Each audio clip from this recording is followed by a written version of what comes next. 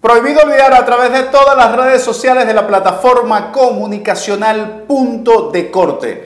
Premio a los valores democráticos de la Universidad Católica Andrés Bello 2022. Hoy vamos a centrar nuestra atención en el segundo y tercer segmento de este programa sobre la nueva oleada de presos políticos en Venezuela. Y vamos a tener para ello como contacto a uno de los familiares de los presos políticos. Vamos a revisar un material hecho por nuestro equipo de producción y vamos a comentarles lo que nos sucedió ayer en una visita que tuvimos la oportunidad de hacerle a algunos de estos presos políticos. En esta primera parte vamos a hacer análisis sobre algunas de las noticias que hemos seleccionado para debatirlas con ustedes, para que sea parte de la agenda informativa y la agenda opinática y genere matriz de opinión en función no solamente de la información que presenta Punto de Corte, sino de la opinión que podamos generar en relación con esto. Primero, chavismo perdió la única facultad que podía ganar en la UCB tras el reconteo de votos. En verdad que la UCB siempre da satisfacciones, siempre da alegrías. La Universidad Central de Venezuela fue devastada por el régimen chavi-madurista. Chávez tenía un especial desprecio a la Universidad Central de Venezuela. Irónico, porque sus principales ministros y su principal equipo salió de la Universidad Central de Venezuela y era el ala civil sobre el ala militarista que también formaba parte de su equipo. Pero estoy casi seguro que Chávez nunca pudo comprender cómo era la vida universitaria venezolana, en qué consistía, cuál es su esencia fundamental y mucho más aún, nunca comprendió lo estratégico de las universidades en función del desarrollo de la ciencia, de la tecnología, del pensamiento, de la sociedad, de la economía. Un gran desprecio aún a pesar de que, repito, parte de su equipo generalmente eran graduados de la Universidad Central de Venezuela. Esto llevó a un desprecio general de la vida universitaria y a una depauperación sistemática del salario, de los ingresos de las universidades. Aún a pesar de las grandes bonanzas que vivió Venezuela a nivel petrolero en la época de Chávez, sin embargo, las universidades se vieron afectadas. Él abría universidades, pero era como un padre irresponsable regador de universidades en el país que después no tenía con qué mantener a los muchachos. Y no es que no tenía, por cierto, era que simplemente no le gustaba mantener a esos muchachos que producía. Ahí está, generó la UVB para competir con la UCB, abrió y extendió la UNEFA. Y allí están, son grandes estructuras con una cantidad de estudiantes con, lamentablemente, un nivel muy bajo, por no decir mediocre, en relación con la capacidad, la formación. El proyecto de la UVB fue bellísimo. Yo fui copartícipe, por cierto, del nacimiento de ese proyecto. Y nació con una intencionalidad extraordinaria desde el punto de vista de unos pensum alternativos, más modernos. Pero si tú no tienes a docentes y profesores que les pagues bien, ¿quién va a enseñar ese contenido maravilloso que en algún momento se desarrolló? Nadie. La UCB se mantiene porque tiene institución, son 300 años de existencia de la Universidad Central de Venezuela.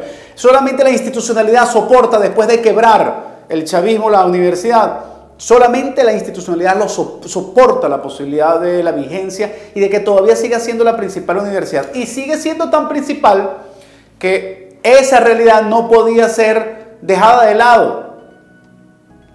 Aún a pesar de toda la maquinaria y todo el billete, toda la corrupción que hubo detrás del financiamiento por parte de Héctor Rodríguez, de la movilización y del personal de la administración pública que se graduó en la UCB para tratar de forzar incluso ganar en la facultad en donde se graduó Héctor Rodríguez y fue presidente del Centro de Estudiantes. Movieron ministros, trancaron calles dentro de la universidad, metieron escoltas, metieron inteligencia, hicieron de todo y aparentemente habían ganado en una. Estábamos muy preocupados porque habían ganado la Facultad de Humanidades y Educación. Habrá que ver, no tenemos el dato específico sobre las escuelas que revertieron este tema. Habíamos hecho un análisis sobre la Escuela de Educación, Comunicación Social, Historia, y me falta una o dos más. que tenían un resultado sorprendente. Sociología, un resultado increíble y sorprendente en relación con en dónde ganaron. Bueno, sociología entiendo que es de fases, no estoy muy claro. En todo caso, preocupados por este tema, sin embargo, estamos ahora muy alegres porque no ganaron ni una de las 11 facultades. Y de las 40 y tanto, parece que apenas ganaron 2 o 3 escuelas. Así que todavía me preocupa que en alguna escuela ganen, ojo, no deja de preocuparme. Pero estoy verdaderamente muy alegre porque además no hubo detrás de la oposición ninguna maquinaria, ningún recurso. Nadie, excepto algunos que apoyamos quizás con una resma de papel, algunas fotocopias para gente que estaba promocionando el asunto, pues ahí lo que hubo fue mucha voluntad de la gente y mucha conciencia. Y eso me parece verdaderamente extraordinario de resaltar. Control del oro venezolano. Abogados de Maduro y Guaidó siguen la disputa en el Tribunal de Londres. Miren, los venezolanos de a pie estamos verdaderamente agotados en relación con esta diatriba y con esta pelea, este pugilato por los reales, por el oro, entre el gobierno interino y entre el gobierno de facto.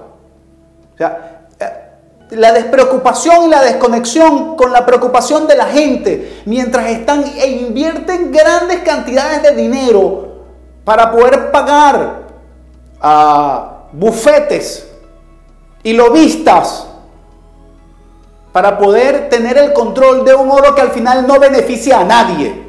Ustedes saben que agarren su oro y se lo meten por donde más le quepa, porque a Venezuela al final ese oro no nos sirve para nada. Eso lo están disputando ustedes, los que tienen los intereses polarizados del control del dinero y del desfalco a la nación. Estamos cansados y agotados de esta disputa en relación con el oro. Repito, métanse ese oro por donde más les quepa, porque en verdad que al final ese oro no significa nada para los venezolanos porque no representa ningún tipo de beneficio, ni en manos de uno ni en manos del otro. Aquí lo que hay es que restablecer el Estado de Derecho y de Justicia. Estamos verdaderamente cansados de este pugilato. Negociación entre chavismo y oposición sigue en incertidumbre y sin fecha de renovación. Bueno, en el mismo término y tenor en que acabo de decir lo anterior, les voy a decir lo siguiente. Métanse a México donde más les quepa también. Hoy hoy lávense ese pal todo, caballero. Ustedes tienen que hacer esa negociación en la Plaza Bolívar, junto con la gente, ¿vale? ¿Ah? Están negociando en México para comer tamales y tomarse tequila. O sea, ya lo de México a los venezolanos les aborrece, les sabe a ñoña. No nos interesa lo de México, no nos interesan sus negociaciones balurdas que no avanzan absolutamente en nada. Estamos mamados en relación con el tema de la negociación. Siéntense en la Avenida Bolívar, carajo. Siéntense en la Plaza Bolívar o en la Plaza Miranda a negociar. Estamos cansados y agotados en relación con todo este tema de estos pugilatos, de una polarización que ya no nos lleva absolutamente a nada en el tenor de los niveles de discusión entre este sector de la oposición que no le dice nada a nadie y de este desgobierno que lo que hace es empobrecernos cada día más y alejarnos de lo que queremos, que es paz, democracia, familia, desarrollo. Y bueno, la tapa del frasco. Saime reinicia operatividad tras activación de nuevos sistemas, como si fuese una cosa de alegría, como si vamos a celebrar que nos mantuvieron sin identidad por más de una semana porque son unos incapaces e inoperantes. La gente no podía sacarse pasaporte, no se podía sacar cédula, no se podía sacar absolutamente nada. Estuvimos más de una semana sin identidad. ¿Por qué? Estamos averiguando. ¿Qué pasó con el sistema, el sistema operativo? ¿Qué pasó con el sistema de registro? ¿Qué guiso hay detrás de esto? ¿Quiénes son los nuevos contratistas que hacen el nuevo sistema y que hay que celebrar que cambiaron el sistema de registro? ¿Habrá saboteo interno? ¿Qué habrá pasado adentro para cambiar de un sistema a otro? Detrás de eso siempre hay un gran negocio. Y mientras tanto, los venezolanos terminan pagando absolutamente todo. Todo. Porque con nuevos sistemas y nuevos sistemas siempre hay matraca. No hay matraca solamente en las calles, no solamente, como dice Valentina Quintero, para circular en el país, es que también hay matraca para tener identidad.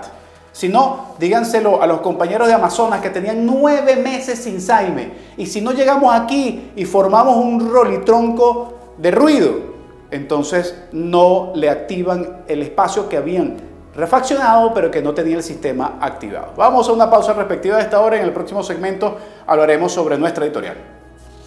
Prohibido olvidar. Prohibido olvidar. Prohibido olvidar. En Punto de Corte, los miércoles es de Espacio Político. Acompáñame a analizar el acontecer nacional e internacional desde una perspectiva académica con la mejor gama de invitados. Los invito, visiten nuestro portal de noticias puntodecorte.net y acompáñenme en Espacio Político. Prohibido olvidar. Prohibido olvidar. Prohibido olvidar. Prohibido olvidar a través de todas las redes sociales de la plataforma comunicacional Punto de Corte. Hemos entrado en una nueva etapa de persecución y terrorismo de Estado. Ahora son 6 nuevas detenciones entre dirigentes políticos, activistas de derechos humanos, luchadores sindicales. Este trabajo que vamos a ver está hecho por Yexalí Rusa, por Humberto Pernía, Reinier Osorio y Marta Cambero, con la voz de Johan Álvarez. Vamos a ver este trabajo de síntesis de esta última oleada y vamos a hacer el análisis respectivo de su contenido. El mes de julio inició con múltiples detenciones arbitrarias por parte de la administración de Nicolás Maduro en contra de dirigentes sindicales, defensores de derechos humanos y sus familiares. Estos son Alcides Bracho, profesor universitario de química, artista y activista sindical del sector universitario, a quien vinculan a hechos que no corresponden con su conducta. Alonso Meléndez, Reinaldo Cortés y Néstor Astudillo, militantes del partido político Bandera Roja, pero en repetidas ocasiones han ejercido el activismo sindical en los estados Guárico y Falcón. Emilio Negrín, abogado, defensor de derechos humanos, sindicalista y presidente de la Federación de Trabajadores del Poder Judicial. Gabriel Blanco, activista sindical de la ciudad de Caracas y actualmente se desempeña como trabajador humanitario y defensor de derechos humanos. El pasado 9 de julio, en horas de la noche, el Tribunal Cuarto de Control con competencia en terrorismo declaró con lugar la solicitud de medida privativa de libertad solicitada por el Ministerio Público en contra de todos los trabajadores mencionados, acusados por supuestos delitos de asociación para delinquir y conspiración. En Venezuela se han documentado numerosos casos de violaciones a los derechos laborales, como despidos injustificados, detenciones arbitrarias, retenciones indebidas de salarios, prohibición de ingreso a las entidades de trabajo, ya sea por ejercer la actividad sindical, por motivos políticos o exigir el cumplimiento de las garantías laborales, lo que se traduce en una política gubernamental aplicada para neutralizar a la disidencia trabajadora. Cabe destacar que los 6 detenidos tienen en común que han participado en movilizaciones pacíficas de empleados en todo el país, para rechazar el instructivo dictado por la Oficina Nacional de Presupuesto, ONAPRE. Dicho instructivo afecta las contrataciones colectivas y las escalas salariales y ha sido impugnado ante el Tribunal Supremo de Justicia. Son 6 los que han detenido: Alonso Meléndez, Reinaldo Cortés, Néstor Astudillo, que son del partido Bandera Roja, Emilio Negrín, abogado y sindicalista, Gabriel Blanco, activista sindical de la ciudad de Caracas. Ayer tuve la oportunidad de estar con ellos, los visité en la sede de la DIP, que es una cosa que está ahí en la Yaguara, que depende de la Policía Nacional Bolivariana. Un sitio muy atípico. Después, más adelante, hablaremos de algunas cosas que vimos, pero que lamentablemente no es conveniente hacer referencia en este momento por seguridad de quienes están detenidos en este momento ahí. Lo que sí puedo decir es que pude hablar tanto con Astudillo como con Alonso y con Emilio Negrín, y saludé a Gabriel. Hombres de profunda convicción con profunda claridad de su rol histórico, luchadores, gente además de escasos recursos, de muy escasos recursos. Están requiriendo del apoyo de todos nosotros, porque se les dificulta el acceso al almuerzo, a los medicamentos, incluso al agua potable. Es difícil la situación incluso de hacinamiento que tienen, en donde tienen que dormir, en donde tienen que reposar. Se agradece que haya visitas, en verdad que eso es algo extraordinario. Yo que estuve 51 días en los sótanos de la DG sin recibir una sola visita y apenas una llamada cada semana, semana y media, después de los primeros 15 días en que estuve incomunicado, en verdad que haber tenido la oportunidad de irlos a visitar y verlos, ver que están bien, físicamente están bien y espiritualmente muy fortalecidos, es algo alentador. Parece que la presencia de las Naciones Unidas, de la ONU, de la Comisión de Derechos Humanos y todos los informes que han pasado y todas las denuncias en la Corte Penal Internacional, parece que empiezan a generar algún tipo de efecto en relación a las cosas que deberían ser correctas, aunque no lo son del todo. No lo son del todo. Después sabremos y después podremos decir detalles en relación con esto. Porque la verdad es que hay detenidos, todos los detenidos no tenían ni una sola orden de detención. No había ni una sola orden de allanamiento. Los funcionarios que hicieron la acción de detención no estaban identificados. Nada más por eso, solamente por eso ya deberían estar libres, porque no se cumplió el debido proceso. Además, se les imputa asociación para delinquir y se les imputa sedición, terrorismo, qué sé yo, lo que usted le dé la gana que le quieran imputar a la gente, ¿no? Gente que son luchadores de derechos humanos, sindicalistas, trabajadores, padres de familia, que están pasando trabajo, ¿vale? Que están pasando trabajo y lo que hacen es salir a la calle a formar lío, a reclamar su derecho de manera correcta, adecuada. Incluso uno de ellos, Néstor Astudillo, estaba trabajando activamente en el tema de las primarias. Fue uno incluso de los que propuso y intentó desarrollar unas primarias en Charallave en las elecciones al gobernador y alcalde del año pasado. Y estaba trabajando activamente en la promoción de las primarias presidenciales en la oposición venezolana. Haber metido preso, como preso político, a Néstor Astudillo es también una señal clara de la posición que tiene el gobierno en relación con las primarias de la oposición venezolana.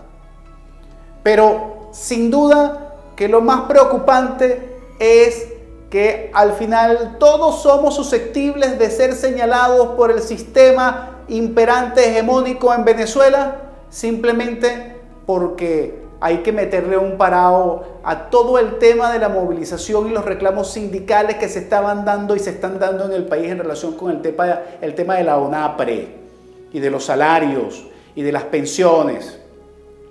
Esa es la otra lectura, porque todos estos compañeros en la última etapa estaban fajados en relación con la lucha y la organización de los trabajadores para las reivindicaciones necesarias y para la reversión de toda la violación de las contrataciones colectivas que ha desarrollado este desgobierno de Nicolás Maduro. En el próximo segmento vamos a tener con nosotros a la hermana de Néstor Astudillo, Janet Astudillo. Por cierto, Néstor Astudillo es ingeniero civil graduado en la UNEXPO, luchador y trabajador social, defensor de los derechos laborales de pensionados y jubilados, médicos y maestros, activista de las primarias de la oposición para lograr unas elecciones libres y democráticas y militante de Bandera Roja. Ya regresamos. Prohibido olvidar. Súbame. Prohibido olvidar. Prohibido olvidar.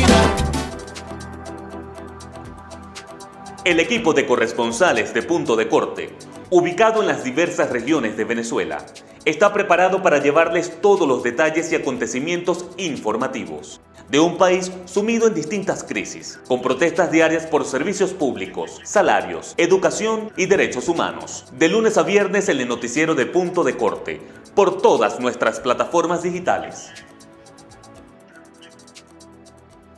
Prohibido olvidar. Súbame. Prohibido olvidar. Prohibido olvidar. Prohibido olvidar a través de todas las redes sociales de la plataforma comunicacional Punto de Corte. En este segmento, como lo hemos anunciado, estamos con Janet Astudillo. Janet Astudillo es hermana del luchador social Néstor Astudillo, que es uno de los 6 presos políticos de esta última oleada que se ha desarrollado de persecución y acoso a luchadores sociales, sindicalistas, activistas políticos que han estado al margen absolutamente de cualquier tipo de acción violenta, pero se les está tratando de incriminar sobre un intento subversivo que sabrá Dios en dónde estaba y incluso con cosas absurdas que nos contará un poco Janet en ese sentido. Bienvenida, Janet. Hola, bienvenida. Gracias. Perdón, gracias. Gracias por aceptar la llamada, Janet. Cuéntanos un poco primero sobre el caso. Que hasta ahora, ¿qué saben en relación con el caso que se les está imputando a estos compañeros y en específico a Néstor Astudillo? Bueno, primero darle gracias por la oportunidad. Es bastante difícil hablar de esto. Sabemos que obviamente a ellos le están aplicando el terrorismo. Yo digo que terrorismo de nevera. Terrorismo de nevera porque Néstor en su caso es responsable de mi mamá. Es el único que queda en la casa con mi mamá en el caso de Néstor. Y bueno, su única responsabilidad es esa. Desde el primer momento en que se llevan a Néstor ocurrieron muchas cosas. Se lo llevan sin orden de allanamiento, sin orden de aprehensión. Los funcionarios no estaban identificados y mi condición de creyente me obliga a decir que bueno, los funcionarios hicieron lo que a ellos les mandaban, pero no hubo agresión dentro de mi casa. Sí, debo decirlo y agradecerle de alguna manera. Ok, ellos se llevan a Néstor, duramos 2 días buscándolo, porque no nos dijeron, como no estaban identificados, no nos dicen a dónde se lo llevan. Esto es violatorio de todo el debido proceso, no hay ninguna orden de allanamiento ni de detención, no hay identificación de los funcionarios. No había fiscal, no había nada. Wow, impresionante. Nada más por eso ya debería estar libre. Solo estaba mi mamá y mi sobrino que estaba en ese momento allí y mi hermano. Mi hermano en ningún momento se niega. Él le pidió su orden de aprehensión, no la tenemos. Orden de allanamiento, no la tenemos. Y mi hermano les dijo, bueno, yo no debo nada, llévenme. Aquí estoy, yo no me voy a esconder. Mira, y en relación con la condición actual, ¿en dónde está recluido Néstor Astudillo? Néstor está actualmente en La Yaguara. Ajá. Que es un centro de reclusión que está allí a la entrada de Macro. ¿Y eso depende de quién, Janet? PNB. De la Policía Nacional Bolivariana. Sí. Es extraño que un caso de terrorismo esté siendo recluido en la Policía Nacional. Sí, bueno, yo no soy aquí el que tiene una carrera como luchador social y defensor de los derechos humanos es Néstor. Nosotros no somos muy dados en esto y Néstor siempre ha mantenido su familia bastante distante de todo esto. ¿Y cómo has podido visitar a Néstor? Sí, de hecho hoy por primera vez tiene la visita de su mamá. ¿Y cómo está? ¿Cómo está, Janet? ¿Cómo está Néstor? ¿Cómo están el resto de los compañeros? Bueno, nadie está más cómodo que en su casa. pero sí, bueno, las condiciones como todos sabemos, en un lugar donde hay todo tipo de detenidos, le hemos llevado la logística a diario, el agua, él nos va dando las directrices de acuerdo a cómo es el lugar. No me puedes traer tanta cantidad de agua, la comida debe ser de esta forma, tengo acceso al baño una vez al día. Una vez al día acceso al baño, Janet, una vez al día. O sea, no tanto como una vez al día, sino que obviamente el lugar es pequeño y ellos se deben restringir, pues, o sea, hay un orden allí. Ellos más que, yo digo que ellos más que luchadores políticos son defensores humanos, y entonces ellos están allí ahora, bueno, tratando de amoldarse a la situación. Él está con Negrín, no, él está con... Sí, con Emilio Negrín, con Alonso. No, Emilio está en otra. No, pero en otra celda, dices tú, porque están en el mismo sitio. Sí, ellos Okay. están cerca, sí. Están en calabozos diferentes, pero Okay. están allí, pues. Okay. Y bueno, están tratando de hacer su trabajo dentro del recinto y mantenerse Mira, a esperar. Janet, Ajá. ¿y cómo están haciendo con los alimentos? O sea, eso es la parte más sacrificada generalmente por parte de la familia, de estar pendiente de los alimentos, llevárselos. Incluso ahí no pueden cocinar, entiendo. Entonces hay que llevarle los alimentos procesados, desayuno, Sí, almuerzo, hicimos cena. hicimos equipo. Cada día le toca un equipo. Un día le toca a un equipo llevar desayuno, almuerzo y cena, agua y lo que ellos nos pidan para ese momento, jabón, X. Y el otro día le toca a otro equipo, los familiares que estamos aquí, porque en el caso de, creo que es Gabriel, que se llama él, ¿no? Es que ahorita me cuesta mucho los nombres. Sí, no, Uno tranquila. de los- Sí, hay unos de compañeros los que son compañeros de... San Juan. Correcto. Su mamá tiene 84 años y él está solo con ella. Claro, claro. Imagínate además todo, claro, todo el cuadro familiar complejo. Incluso la esposa de Emilio Negrín entiendo que tiene cáncer y es la única persona que puede apoyarlo. Entonces hay toda Y la una esposa situación, de ¿no? Alonso está recién operada. Ajá. Correcto. La mamá de Gabriel es una señora mayor. Y entonces, bueno, aquí Entonces, vamos lo que ¿cómo podemos. cómo están operando con ellos? ¿Se han constituido en comités para ayuda? Ha ayudado el que ha podido y el que ha querido. Claro. Ha ayudado el que ha querido, se acerca a nosotras, consigue nuestro número, miren, aquí tienen, y nosotras nos encargamos de hacer la comida, cargar el agua. Ya, si alguien cosas si alguien quiere apoyar y nos está viendo, ¿cómo se comunican con ustedes? Bueno, en Caracas está la esposa de Gabriel, que es Janet Blanco. Y no sé, ustedes tienen mi número, lo facilitarían allí o yo se los indico por aquí. ¿Y cómo los ves tú espiritualmente? ¿Qué has conversado con Néstor en relación con sus convicciones, con su Mira, postura? fíjate algo, a lo mejor yo voy a pecar de mi creencia, ¿no? Porque ellos tienen como seres individuales, cada uno su creencia.